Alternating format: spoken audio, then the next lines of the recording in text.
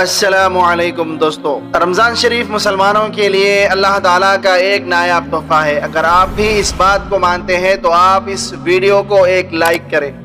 کیا رمضان میں مرنے والا سیدھا جنت میں جاتا ہے؟ آپ نے بھی شاید یہ ضرور سنا ہوگا کہ رمضان میں مرنے والا سیدھا جنت میں جاتا ہے۔ آج ہم اسی کے بارے میں آپ کو بتائیں گے، اور اس کے ساتھ ساتھ ہم آپ کو یہ بھی بتائیں گے کہ جن گھروں میں رات کے کھانے کے برتن نہیں دھوئے جاتے ان گھروں میں کیا ہوتا ہے، ان گھروں میں کون سی پریشانی آتی ہے۔ اس کے بارے میں حضرت علی رضی اللہ تعالی عنہ نے کیا فرمایا، اور ساتھ میں ہم آپ کو یہ بھی بتائیں گے کہ شادی کی پہلی رات ایک شوہر نے اپنی بیوی کو 4 باتیں بتائیں اور کہا کہ یہ 4 باتیں مجھ سے کبھی مت کرنا۔ وہ 4 باتیں کون سی تھی یہ بھی ہم جانیں گے، اور ان سب کے ساتھ ساتھ ہم یہ بھی جانیں گے کہ حضرت علی رضی اللہ تعالی عنہ نے فرمایا کھانا کھاتے وقت ایک غلطی مت کرنا۔ سب کچھ بتانے والے ہیں، بس اس ویڈیو کو پورا ضرور دیکھیے گا۔ پیارے دوستو، اکثر لوگوں کے دماغ میں یہ سوال آتا رہتا ہے کیونکہ کیا رمضان میں مرنے والا سیدھا جنت میں جاتا ہے اور اسے قبر میں عذاب بھی نہیں ہوتا؟ تو دوستو، یہ بات بالکل سچ ہے کہ جو انسان رمضان شریف میں انتقال کر جائے یا جس شخص کی موت رمضان میں ہو جائے اس سے قبر کا حساب کتاب بھی نہیں ہوگا، اور اللہ تبارک و تعالی میدان محشر میں اس کے ساتھ بہت آسانی فرمائے گا، گویا کہ اس کے جنت میں جانے کا انتظام خود اللہ تبارک و تعالی کی طرف سے ہو جاتا ہے۔ حضرت عبداللہ بن مسعود رضی اللہ تعالیٰ عنہ سے روایت ہے کہ رسول اللہ صلی اللہ تعالیٰ علیہ وآلہ وسلم کا فرمان ہے، جس شخص کو رمضان کے وقت میں موت آئے وہ جنت میں جائے گا، اور جس کی موت یوم عرفہ یعنی 9 ذی الحج کے وقت آئی وہ بھی جنت میں جائے گا، اور جس کی موت صدقہ دینے کی حالت میں آئی وہ بھی جنت میں جائے گا۔ حضرت انس بن مالک رضی اللہ تعالیٰ عنہ سے روایت ہے کہ ماہ رمضان میں مردوں سے قبر کا عذاب اٹھا لیا جاتا ہے۔ اسی طرح حضرت عائشہ صدیقہ رضی اللہ تعالیٰ عنہ سے روایت ہے کہ نبی پاک صلی اللہ تعالیٰ علیہ وآلہ وسلم نے فرمایا، روزے کی حالت میں جس کا انتقال ہوا اللہ تبارک و تعالیٰ اس کو قیامت تک روزوں کا ثواب عطا فرماتا ہے۔ تو دوستو، جو رمضان شریف میں انتقال کر جاتا ہے اگر وہ اپنا ایمان بچا کر لے گیا ہے، دین اسلام پر اس کی موت ہوئی ہے، وہ مسلمان مرا ہے، ایمان کی حالت میں مرا ہے، تو اس سے قبر کا حساب کتاب بھی نہیں ہوگا، اور اللہ تبارک و تعالی میدان محشر میں اس کے ساتھ بہت آسانی فرمائے گا، گویا کہ اس کے جنت میں جانے کا انتظام خود اللہ تبارک و تعالیٰ کی طرف سے ہو جاتا ہے۔ حضرت انس بن مالک رضی اللہ تعالیٰ عنہ فرماتے ہیں کہ میں نے رسول پاک صلی اللہ تعالیٰ علیہ وآلہ وسلم کو فرماتے ہوئے سنا کہ رمضان تمہارے پاس آ گیا ہے، اس میں جنت کے دروازے کھول دیے جاتے ہیں اور جہنم کے دروازے بند کر دیے جاتے ہیں اور شیطانوں کو قید کر دیا جاتا ہے۔ محروم ہے وہ شخص جس نے رمضان کو پایا اور اس کی مغفرت نہ ہوئی ہو۔ جب اس کی رمضان میں مغفرت نہ ہوئی ہو تو پھر کب ہوگی؟ پیارے دوستو، رمضان شریف کے مہینے میں افریقہ کے ایک گاؤں میں ایک امام صاحب کو طے کیا گیا۔ امام صاحب ایک بہترین حافظ ہونے کے ساتھ قرآن پاک کی تلاوت بڑے شاندار طریقے سے کرتے تھے، اس لیے گاؤں کے لوگوں کو امام صاحب بہت پسند آئے اور پورے گاؤں والے ان کی خوب عزت کرنے لگے۔ اسی وجہ سے گاؤں کا ہر آدمی امام صاحب کی دعوت کروانا اپنے لیے عزت سمجھنے لگا، اور بڑھ چڑھ کر گاؤں والے امام صاحب کی عزت کرنے کی کوشش کرنے لگے۔ اسی وجہ سے گاؤں میں امام صاحب کی کھانے کی باری لگ گئی۔ رمضان کا مہینہ تھا اور گاؤں کے ایک آدمی نے بڑے شوق سے امام صاحب کی اپنے گھر میں دعوت کروائی۔ دسترخوان کو طرح طرح کے کھانوں سے سجایا گیا۔ امام صاحب نے جب کھانا کھا لیا تو خوش ہو کر گھر والوں کو دعائیں دیتے ہوئے وہاں سے چلے گئے۔ دوستوں، جب امام صاحب وہاں سے چلے گئے تو اس کے بعد اس شخص کی بیوی دسترخوان کو سمیٹنے کے لیے آئی تو اسے یاد آیا کہ اس نے دسترخوان کے پاس کچھ پیسے رکھے تھے جو وہ بھول گئی تھی۔ اس نے جلدی سے اپنے ان پیسوں کو ڈھونڈا تو وہ پیسے وہاں پر موجود نہیں تھے۔ اس نے ادھر ادھر ڈھونڈا مگر اس کو وہ پیسے کہیں پر بھی نہیں ملے۔ اس کے بعد جب اس کا شوہر نماز پڑھ کر واپس گھر آیا تو اس کی بیوی نے سارا واقعہ اپنے شوہر کو بتلایا۔ شوہر نے بھی کہا کہ مجھے بھی ان پیسوں کے بارے میں کچھ پتا نہیں، یعنی شوہر نے بھی یہی کہا کہ اس کو بھی نہیں معلوم کہ وہ پیسے کہاں ہیں۔ تھوڑی دیر غور کرنے کے بعد انہوں نے سوچا کہ آج امام صاحب کے علاوہ ہمارے گھر میں کوئی نہیں آیا، اور اس گھر میں ہمارے سوائے ایک دودھ پیتی بچی ہے، اس لیے ہو نہ ہو ان پیسوں کو ضرور امام صاحب نے اٹھایا ہوگا اور وہی ان پیسوں کو چرا کر لے گئے ہوں گے۔ یہ سوچ کر اس شخص کو امام صاحب پر بڑا غصہ آیا اور اپنی بیوی سے کہنے لگا کہ ہم نے تو امام صاحب کو اس مبارک اور بابرکت مہینے میں اتنی اچھی دعوت کروائی مگر اس امام نے ہمیں بدلے میں یہ صلہ دیا۔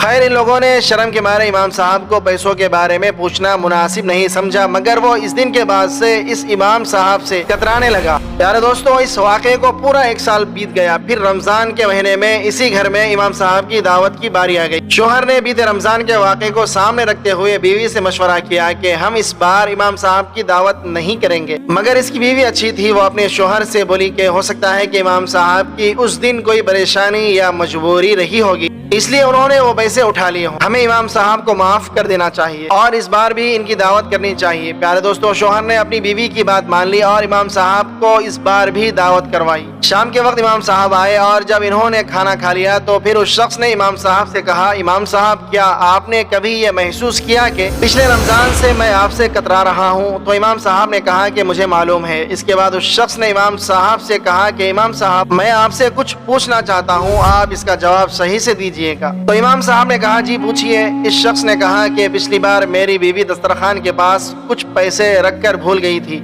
मगर इसके बाद जब उसने अपने पैसे ढूंढे तो वहाँ पर नहीं मिले और आपके सिवाय हमारे घर पर कोई भी नहीं आया था, इसलिए हमें लगता है कि वो पैसे आपने ही उठा लिए होंगे। क्या आपने ही उठाए थे? ये सुनकर इमाम साहब ने फौरन जवाब दिया कि जी हाँ, वो पैसे मैंने ही उठाए थे। ये सुनकर उस शख्स के होश उड़ गए। इमाम साहब ने उसको बताया कि उस रोज मैंने दस्तरखान के करीब में कुछ नोटों को बिखरते हुए देखा, खिड़की भी खुली हुई थी और पंखा भी चल रहा था कि कहीं ये पैसे बाहर उड़ न जाएं, इसलिए मैंने उन नोटों को जमा करके उठा लिया। इतना कहकर वो इमाम साहब अपना सर झुकाकर रोने लगे। ये देखकर मियाँ बीवी दोनों परेशान हुए और पूछने लगे, इमाम साहब क्या बात हो गई, आप क्यों रो रहे हैं? तो इमाम साहब ने कहा कि मैं इस बात पर नहीं रो रहा हूँ कि आप लोगों ने मुझ पर इल्जाम लगाया, शक किया, आप लोगों ने मुझे बेइज्जत किया, बल्कि मैं इस बात की वजह से रो रहा हूँ कि आज इस बात को पूरा 1 साल बीत चुका है और इस 1 साल में तुम्हारे घर में किसी ने भी कुरान पाक को छुआ तक नहीं है। अगर कोई एक बार भी कुरान पाक को खोल भी लेता तो तुम्हें तुम्हारे वो पैसे मिल जाते। इतना सुनते ही वो शख्स दौड़ता हुआ घर में रखे कुरान पाक के पास गया और जल्दी से इसको खोल कर देखा तो कुरान पाक में वो सारे के सारे पैसे मौजूद थे। ये देखकर वो शख्स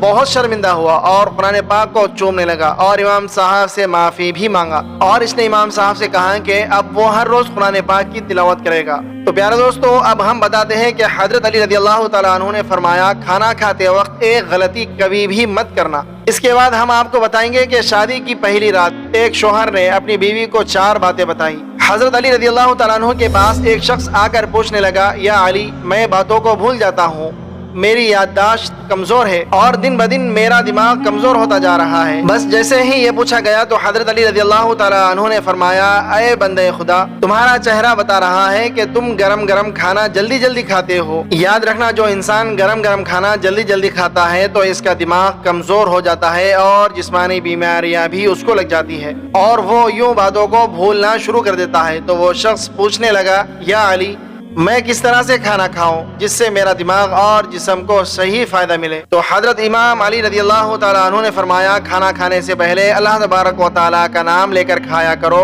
खाना बैठकर खाया करो, सीधे हाथ से खाया करो और खाना ठंडा करके छोटे छोटे निवाले तोड़कर मुंह में डाला करो और खाना खाने के फौरन बाद पेट भर कर पानी न पिया करो। याद रखना, अल्लाह तबारक व तआला ने रिज़्क़ में शिफा, बरकत और रहमत को पोशीदा रखा है। जो इंसान सही तरह से खाना खाता है और खाने के बाद अल्लाह तबारक व तआला का शुक्र अदा करता है तो वो खाना उसके जिस्म के लिए शिफा भी बन जाता है और दवा भी बन जाता है और बरकत और रहमत की जमानत भी बन जाता है। तो प्यारे दोस्तों, अब हम आपको बताते हैं कि शादी की पहली रात शौहर ने अपनी बीवी को 4 बातें बताई। एक शौहर ने पहली ही मुलाकात में अपनी बीवी को ये नसीहत की कि मेरी जिंदगी में आई हो तो इन 4 बातों का ध्यान रखना। नंबर 1, मुझे आपसे मोहब्बत है इसलिए मैंने आपसे शादी की। अगर तू मुझे पसंद नहीं होती तो मैं निकाह के जरिए तुम्हें अपने घर में नहीं लाता और मैं एक इंसान हूँ, फरिश्ता नहीं। अगर मुझसे कभी कोई गलती हो जाए तो सब्र कर लेना और छोटी मोटी बातों को नजरअंदाज कर देना। नंबर 2, मुझे ढोल की तरह न बजाना। बीवी ने पूछा, इसका क्या मतलब? शौहर ने कहा कि अगर मैं गुस्से में हूँ तो मुझे उस वक्त कोई जवाब नहीं देना। प्यारे दोस्तों, अगर मर्द गुस्से में हो और औरत नजरअंदाज कर जाए या फिर औरत गुस्से में हो तो मर्द नजरअंदाज कर जाए तो यही बेहतर है। दोनों का एक वक्त में गुस्सा करना, गुस्सा होना ऐसे ही है जैसे एक रस्सी को दोनों तरफ से खींचना। अगर एक रस्सी को दोनों तरफ से खींचा जाए तो रस्सी टूट जाएगी और अगर एक तरफ से रस्सी को ढीला छोड़ दिया जाए तो रस्सी नहीं टूटेगी। नंबर 3, मुझसे राज की हर बातें करना लेकिन लोगों के गिले शिकवे शिकायतें कभी भी नहीं करना। और नंबर 4, दिल एक है, या तो इसमें मोहब्बत रह सकती है या तो नफरत। एक वक्त में दोनों चीजें दिल में नहीं रह सकती। अगर जिंदगी में मेरी कभी कोई बात बुरी लगे तो इसे दिल में नहीं रखना। प्यारे दोस्तों, अब हम आपको बताते हैं कि जिन घरों में रात के खाने के बर्तन नहीं धोए जाते उन घरों में क्या होता है। इसके बारे में हजरत अली रज़ी अल्लाह तआला अन्हु ने क्या फरमाया। एक बार हजरत अली रज़ी अल्लाह तआला अन्हु के पास एक औरत हाजिर होकर कहने लगी कि या अली, आखिर मेरी कौन सी आदत है जिसकी वजह से मेरे घर में परेशानियां आती रहती, खत्म ही नहीं होती। तो हजरत अली रज़ी अल्लाह तआला अन्हु ने फरमाया, ऐ औरत, तेरी एक आदत ने तुझे परेशान करके रखा है। तो वो औरत कहने लगी, या अली, कौन सी आदत? तो हजरत अली रज़ी अल्लाह तआला अन्हु ने फरमाया, तुम रात को सोने से पहले खाने के बर्तन ऐसे ही छोड़ देती हो। याद रखना, जो इंसान खाने के बर्तन साफ किए बगैर रात को ऐसे ही छोड़ देते हैं तो शैतानी जिन मैले बर्तनों की महक को सूंघते हुए उस घर तक आ पहुँचते हैं और यूं उस घर के लोग आपस में लड़ने झगड़ने लगते हैं, नफरत करते हैं और घर का सुकून और बरकत खत्म हो जाती है। ऐ औरत, अपने रात के बर्तन खाने के बाद धो लिया करो। अल्लाह तबारक व तआला के करम से शैतान जिन तुम्हारे घर से दूर रहेंगे और यूं हर परेशानी तुम्हारी जिंदगी से खत्म हो जाएगी। अल्लाह तबारक व तआला से दुआ है कि अल्लाह तबारक व तआला हमें ज्यादा से ज्यादा नेक अमल करने की तौफीक अता फरमाए और हर तरह के गुनाहों से हमें बचाए और अपने प्यारे हबीब हजरत मोहम्मद मुस्तफ़ा सल्लल्लाहु तआला अलैहि व आलिहि वसल्लम की मोहब्बत के अंदर जीना मरना नसीब फरमाए, आमीन। वीडियो के आखिर में एक बार दुरूद शरीफ पढ़ना मत भूलिएगा। उम्मीद है कि आज की यह वीडियो आपको काफ़ी मालूमाती लगी होगी और इससे बहुत कुछ जानने को मिला होगा। अगर वीडियो अच्छी लगे तो लाइक करके हमारे चैनल को सब्सक्राइब कर दें और कमेंट बॉक्स में कमेंट करके अपनी आरा से भी आगाह कीजिए।